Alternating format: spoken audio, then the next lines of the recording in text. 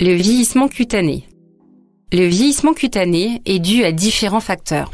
Le premier, la génétique. Avec l'hérédité, c'est le facteur principal. Le facteur hormonal, comme la ménopause, entraîne chez la femme une chute hormonale qui a d'importantes conséquences sur la peau. Les pathologies, qui peuvent aller du stress aux maladies, sont également incriminées.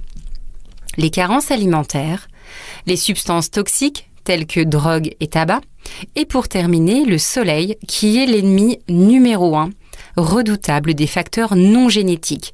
Il est la cause d'une sorte spécifique de vieillissement distinct du vieillissement naturel. On parle alors de vieillissement actinique, localisé de façon précise sur les zones les plus exposées du corps humain, c'est-à-dire le visage, le décolleté, la nuque et les mains.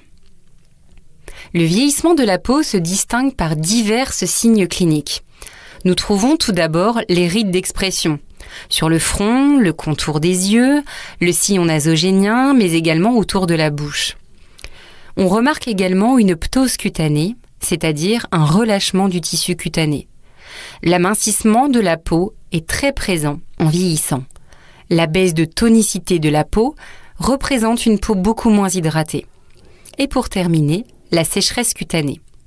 Le vieillissement concerne également les fanères, c'est-à-dire les cheveux, les poils et les ongles. Les cheveux ont tendance à grisonner et à blanchir. On parle alors de canicie. Ils diminuent en nombre et peuvent même tomber. On parle alors d'alopécie. Les poils subissent la même évolution chez l'homme, sauf ceux du nez ou des oreilles qui augmentent et les sourcils s'épaississent. Chez la femme, la moustache est présente au niveau de la lèvre supérieure et est beaucoup plus visible. Les ongles voient leur croissance ralentir. Des stries se marquent davantage. Leur aspect se ternit.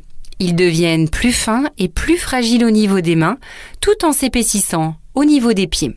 Cela aboutit à une onychogryphose, c'est-à-dire une véritable constitution de griffes dans les cas les plus extrêmes. Concernant les facteurs aggravants, les facteurs exogènes ou extérieurs, la peau sénescente supporte mal les produits détergents, le vent, le froid, la climatisation, la pollution, le tabac, l'alcool et les mets épicés. Au niveau des facteurs aggravants provenant de l'intérieur de l'organisme, appelés donc endogènes, nous avons les perturbations hormonales comme la ménopause, la maladie, le stress, la fatigue et l'anxiété. Voici quelques techniques manuelles conseillées. Ce sont essentiellement des effleurages lents, ainsi que des manœuvres actives anti-rides pour regonfler les rides et défatiguer les traits. Concernant l'utilisation des appareils électriques, nous allons privilégier l'appareil à ultrasons et l'appareil à ionophorèse. Voici quelques conseils. Nous conseillons à une cliente d'utiliser une crème de jour anti-âge ainsi qu'une crème de nuit restructurante, tonifiante et revitalisante. Il faut également qu'elle nettoie sa peau matin et soir avec des produits cosmétiques adaptés, en évitant absolument le rinçage à l'eau claire. L'eau du robinet est extrêmement calcaire. Conseillez également à votre cliente d'effectuer un gommage enzymatique une fois par semaine. Cela permettra d'éliminer l'élimination des cellules mortes à la surface de la peau, favorisant ainsi le renouvellement cellulaire et la pénétration des principes actifs. Utilisez un écran total en cas d'exposition solaire. Utilisez des produits spécifiques pour le contour des yeux, du cou et de la bouche. Pour terminer ce chapitre, nous allons citer quelques ingrédients actifs. Les antiradicalaires. Nous avons la vitamine C, la vitamine E, le thé vert, le pépin de raisin.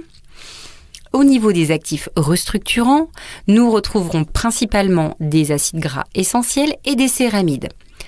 Sans oublier bien sûr des actifs hydratants tels que le collagène, très connu, l'acide hyaluronique, l'avocat et pourquoi pas des huiles végétales de soja.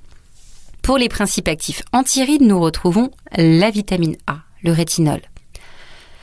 Pour les effets tenseurs, nous aurons besoin de protéines de soie ou des protéines de blé.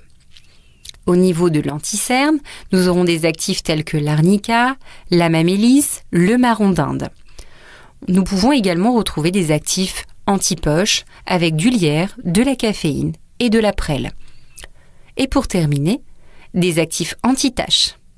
Acide ascorbique, sous-entendu la vitamine C.